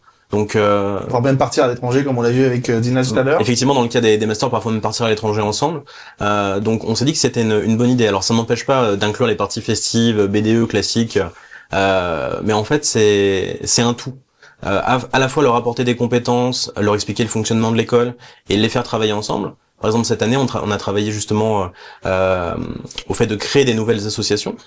Et donc de tout un processus en fait pour justement les engager à s'investir dans l'école à travers quelque chose qui n'est pas uniquement scolaire, mais qui a un but totalement en dehors des cours, de la validation du cursus. C'est-à-dire qu'ils peuvent même s'occuper sur l'organisation de cette fameuse semaine d'intégration. Bah là, nous ce qu'on a organisé, c'est qu'ils devaient créer des associations, et puis c'est eux qui ont décidé de quelles associations créer précisément. C'est ton cas, t'as rejoint, je crois, une association cette année. Comment ça se passe? C'est quoi déjà comme projet associatif que t'as rejoint cette année, pardon? Alors moi, c'est l'association Humanitact. Donc c'est tout simplement une association humanitaire. On met en place des événements pour récolter des fonds et pouvoir donner à différentes associations pour aider. Et ça se fait avec qui ces collectes de fonds? Ça se fait auprès de qui? Et vers qui en particulier ça s'adresse? Alors c'est nous, les responsables de l'association, qui choisissons. On avait décidé cette année à certaines périodes de l'année, donner à différentes associations. Par exemple, pour octobre, à l'association pour le cancer du sein. C'est ça. Donc différentes périodes où on donne. Les Restos du Cœur, par exemple, des choses comme ça. Ouais. Et c'est vous qui le déterminez, donc ça bouge toute l'année. C'est ça. Et ouais, vas-y. C'est nous qui le décidons. On peut très bien se focaliser sur une association, mais on a choisi de diversifier, on va dire, les aides. Ce qui permet de se renouveler en permanence dans l'année. Ça t'apporte quoi, toi, en tant qu'étudiante, de faire ce genre de projet associatif? Bah, déjà, ça nous donne un pied sur le terrain en tant qu'étudiant. Ça nous fait développer des contacts et surtout nos compétences, comme, par exemple, la communication, le travail en équipe, la mise en place d'événements pour trouver des idées, booster les gens, sensibiliser aussi aux actions humanitaires, donc. Et t'as envie de faire ça plus tard, de faire de l'humanitaire? Tu penses que ça peut t'aider ou c'est quelque chose tu t'envisages quelque chose de radicalement différent? Peut-être pas toute ma vie, mais c'est quelque chose qui m'a toujours intéressée, donc j'étais contente de découvrir ce milieu et surtout, de le découvrir sur le terrain, pas juste dans des connaissances théoriques. Donc encore une fois, comme on le dit depuis tout à l'heure, vous les avez pas briefés, mais c'est ce qu'elles font ce que vous faites au sein de l'école qui fait que vous découvrez des choses peut-être auxquelles vous auriez pas pensé plus en détail, quoi. C'est ça. En même temps, c'est un vrai taf, hein. Organiser ça. Ta responsabilité à toi, c'est de faire quoi exactement? Moi, je suis la présidente de l'association, donc. Oui, ça, oui. Après, en soi, c'est un travail vraiment d'équipe. Il n'y a pas réellement de hiérarchie, on va dire. Mais en soi, là où mon rôle, il va intervenir, si le rôle est important, c'est que tout que tout se passe bien entre tout le monde, J'ai pas le mot. Prendre les décisions aussi, parfois. Faut se trancher. Oui. Oui. Ah oui. J'imagine que comme dans tout projet, à un moment donné, quand il y a plein d'idées qui fusent de partout, il faut qu'il y ait quelqu'un qui dise, bon, bah, on va faire ça et c'est pas commander, mais enfin, c'est être là pour chaperonner. Oui, c'est ça. Chapeauter l'ensemble. Qu'est-ce que toi t'as retenu de la vie associative au sein de l'ESP, Dina? Déjà, comment on construit une association, toutes les étapes à faire. On a pris énormément de temps à faire ça, peut-être 6 ou 9 heures. Je me souviens plus très bien. La confiance en soi, on a fait énormément d'ateliers aussi pour prendre confiance en soi dans les discours, dans les présentations aussi, parce qu'on est quand même face à un public qu'on connaît peut-être pas, et pas une ou deux personnes. Tout le côté organisation, le côté créatif aussi. Tout ce qui est PowerPoint ou alors événements, quelle couleur on va choisir, quelle image on va donner. Énormément de choses au final, et tous les points dont Eva a parlé. Ouais, énormément de choses. Alors justement, comment on trouve un point d'équilibre entre cette vie associative, cette vie même étudiante dont on parlait, les semaines d'inté, les fêtes aussi, enfin ça fait partie de la vie des étudiants, et puis les études aussi, les stages, enfin tout ça, comment on trouve ce point d'équilibre avec tout ce que vous faites? Voilà, déjà on est très bien suivi par l'administration, et on a une personne avec qui on fait des cours, je pense une fois toutes les 2 semaines, par mois. Ok, pardon. Je suis trop nulle en planning. Et le temps pour des choses à apprendre, c'est bon signe. Ouais. Écoute. Et à chaque fois, on établit un nouveau sujet. On a un atelier apprendre à trouver un stage, donc comment faire un CV, qu'est-ce qui nous motive, qu'est-ce qu'on aimerait avoir après, savoir quels sont nos côtés positifs et négatifs, et vu par l'autre aussi, donc on en apprend même sur nous-mêmes. C'est souvent des ateliers en groupe, donc on partage énormément nos points de vue à nous, mais aussi celui des autres, et plein de choses techniques, les CV, comment vraiment chercher un stage, comment se présenter, comment passer un entretien, et ces choses-là, on les acquérit comme ça. C'est pas des choses qu'on voit partout, surtout pas en école de psycho, parce que c'est vraiment très entreprise, etc. Mais nous aussi on en a besoin pour trouver nos stages, et là c'est une opportunité de pouvoir apprendre ces choses-là et rentrer vraiment dans le monde professionnel. Et pour trouver un stage et pour trouver un emploi plus tard. Évidemment. Nous, tout ce dispositif, il a pour objectif de rendre les élèves autonomes dans leur recherche d'emploi et dans leur carrière. C'est très très important. En psychologie, c'est quelque chose qui est rarement enseigné ou qui est pas priorisé. Alors que finalement, quand on fait un cursus commerce, c'est très très classique d'être performant dans la recherche d'emploi, dans l'enseignement. Donc nous, on a décidé aussi de leur permettre d'optimiser leurs chances en fait, en les formant un maximum pour qu'elles soient autonomes dans leur capacité à se créer des opportunités. Stage, cours, vie associative, fête. Est-ce que les journées sont trop courtes ou sont bien assez longues comme ça? Comment on arrive à doser justement le temps qu'on donne à tout? Ça dépend des périodes. Il y a forcément des périodes plus intensives que d'autres. Mais en soi, c'est une organisation à apprendre et ça vient avec le temps. C'est un choix en fait. La psycho c'est pas simple, et si on veut prendre un peu de tout et en apprendre le maximum possible, on est obligé de s'organiser. Il y a comme a dit Eva, on a vraiment des périodes qui sont beaucoup plus compliquées que d'autres. Là, de janvier à fin mars, c'était super compliqué. Mais on a tenu le coup, et je pense que c'est un mal pour un bien, parce qu'au final c'est quoi, quelques années de notre vie pour énormément d'années de bonheur. On choisit quand même ce qu'on aime faire et aimer ce qu'on fait au quotidien. C'est le plus important. On est passionné par chaque cours, par chaque chose qu'on fait, c'est ça le plus important en fait. Donc même si c'est énormément de travail, c'est pas forcément que pour du positif derrière. Ouais, exactement. Et bien justement, avant de poursuivre nos échanges, on en a pas mal parlé depuis le début de ce live, mais on va voir un reportage qui va nous expliquer comment l'ESP accompagne les étudiants, que ce soit d'un point de vue académique ou personnel, tout au long de leurs études. On voit ça tout de suite, et juste après on continue nos échanges. Restez connectés dans le chat et posez toutes vos questions. À tout de suite. Au sein de l'ESP, le Career Center est là pour accompagner les étudiants pour définir leur projet professionnel. Le Career Center à l'ESP, il a pour vocation d'accompagner les étudiants à se positionner et à développer leur employabilité. Concrètement, le Career Center à l'ESP, c'est 8 séances de 3 heures réparties sur l'année où on travaille en collectif, tout niveau confondu, donc les bachelors et les masters, puisque l'idée c'est aussi de créer de la dynamique collective et de la synergie collective pour qu'ils s'entraident et qu'ils partagent leurs expériences. Donc à identifier à la fois leurs compétences et qu'ils travaillent leurs outils d'aide à la recherche d'emploi, donc CV, lettre de motivation, mais aussi qu'ils identifient les secteurs de la psychologie, les types d'organisations dans lesquelles ils ont envie d'évoluer ou d'apprendre. Donc on travaille sur les outils de recherche d'emploi, d'identification de ses compétences, etc. Mais on travaille aussi sur les postures. Comment je me comporte en entretien, comment je me prépare à un entretien de recrutement. L'idée, c'est de faire de nos étudiants des étudiants qui font plus envie à de futurs employeurs, que ça soit en stage, en alternance ou demain dans leurs futurs emplois. Grâce au Career Center, j'ai pu améliorer mon CV, le structurer, et j'ai pu aussi me sentir beaucoup plus confiante pour des entretiens, etc. Grâce au cours de Career Center, on m'a aidé à définir mon projet professionnel et à trouver un stage dans une institution qui correspond parfaitement. Avec le Career Center, nos étudiants construisent leurs réflexions autour de leur projet professionnel, clarifient leurs besoins et arrivent particulièrement bien préparés sur le marché de l'emploi. Nos partenaires et les recruteurs apprécient particulièrement leur professionnalisme. Dernière partie de ce live en compagnie de nos invités qui sont toujours en plateau. Évidemment, Jean-Denis Blanc, directeur des programmes, est toujours avec nous. Dina Alanou est aussi présente avec nous. Et Renaud Martelon, directeur général de l'ESP, nous a rejoint. On va parler évidemment de l'accompagnement post-diplôme. Et Dina, tu vas nous donner ton point de vue en tant qu'étudiante sur les services, notamment Career Center. Mais Renaud, je me tourne vers vous. L'ESP, est-ce qu'elle propose des programmes en apprentissage? Alors oui, au sein du double diplôme qu'on a avec l'EBS, l'objectif, c'est qu'ils passent 3 semaines en entreprise, puis 1 semaine en cours, soit l'EBS, soit chez nous. Ce qui leur permet à la fois, quand ils reviennent en cours, de pouvoir partager l'expérience qu'ils ont eue en entreprise, et en entreprise, de pouvoir faire infuser ce qu'ils ont appris en cours.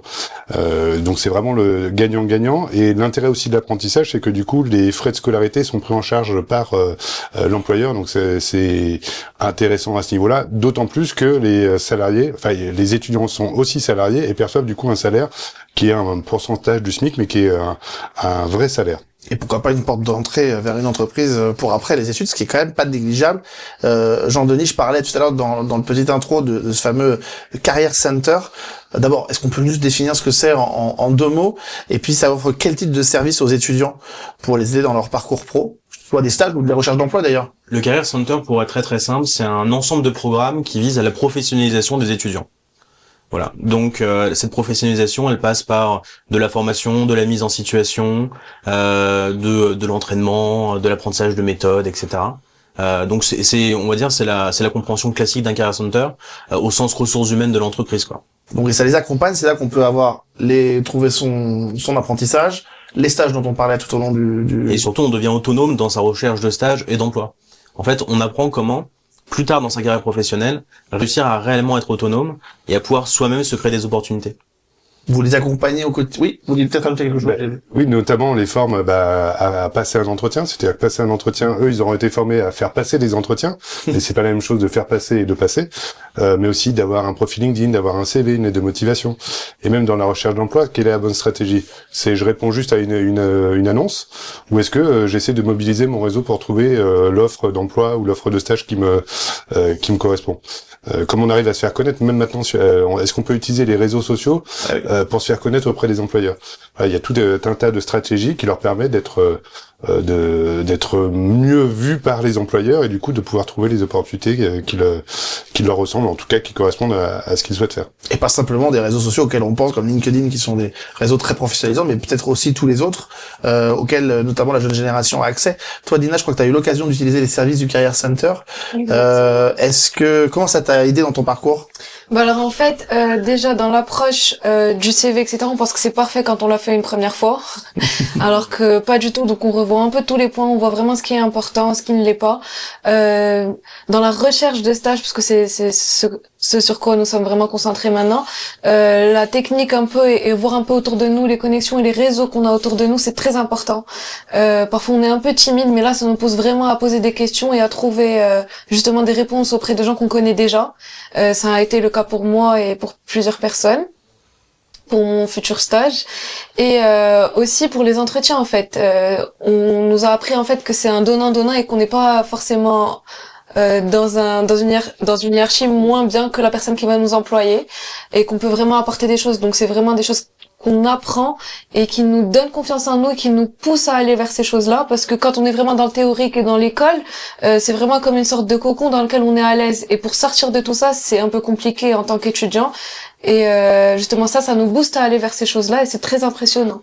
Mais t'es avec nous en plateau là depuis plusieurs séquences, on te sent plutôt à l'aise, avec une facilité à parler, etc. Est-ce que c'est un faux ami, ça, de se dire que c'est pas parce qu'on est hyper à l'aise comme ça qu'on va d'un seul coup être hyper à l'aise en entretien? Pour celles et ceux qui nous écoutent, il y a peut-être il faut faire gaffe à ça aussi, à cette assurance. Ben justement, ça dépend des enjeux, ça dépend des personnes, ça dépend des personnalités et des situations aussi. Comme on en a parlé tout à l'heure, en fait, c'est très personnel. C'est pas parce que je suis à l'aise devant une caméra que je serai forcément à l'aise devant quelqu'un avec qui je passe un entretien. Ouais.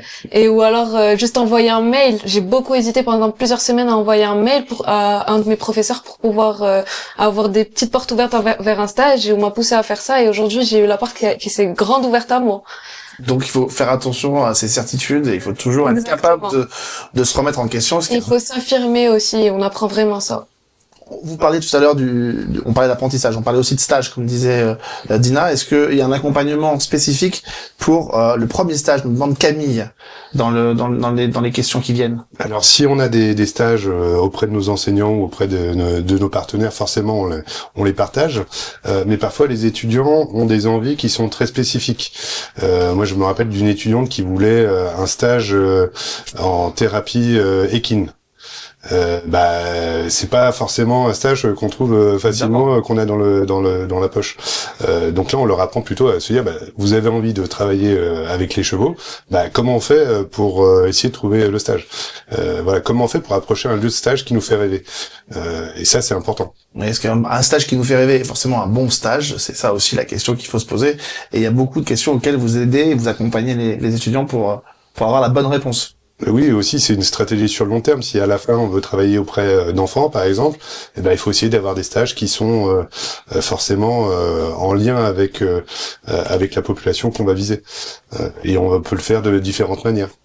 Bon, on va refermer ce live dans un instant. Je disais que c'était le dernier reportage tout à l'heure, c'est pas vrai. Il reste encore une petite vidéo en fin de live, une vidéo rapide qui va nous permettre de comprendre comment l'école accompagne les parcours professionnels dès la première année. C'est important aussi pour celles et ceux qui sont là et qui nous suivent et qui ont envie d'en savoir un petit peu plus. Restez avec moi en plateau, on regarde ce dernier reportage et on revient juste après pour clôturer ce live. Les stages à l'ESP sont réellement au centre du projet pédagogique. Dès la première année de bachelor, on vous demande d'être bénévole dans une association. En deuxième année, vous devez faire un stage en entreprise. En troisième année, dans une institution. Et ça continue dans le Master of Science Clinique, où vous devez faire 300 heures de stage en première année, 500 heures en deuxième, plus 700 heures dans le centre de formation de l'école. Et c'est la même chose pour le programme Psychologie et Management des ressources humaines, où là, vous êtes carrément en alternance, vous alternez 3 semaines en entreprise et 1 semaine de cours, et cela pendant 2 ans. Donc le stage est réellement au centre de la vie de l'école.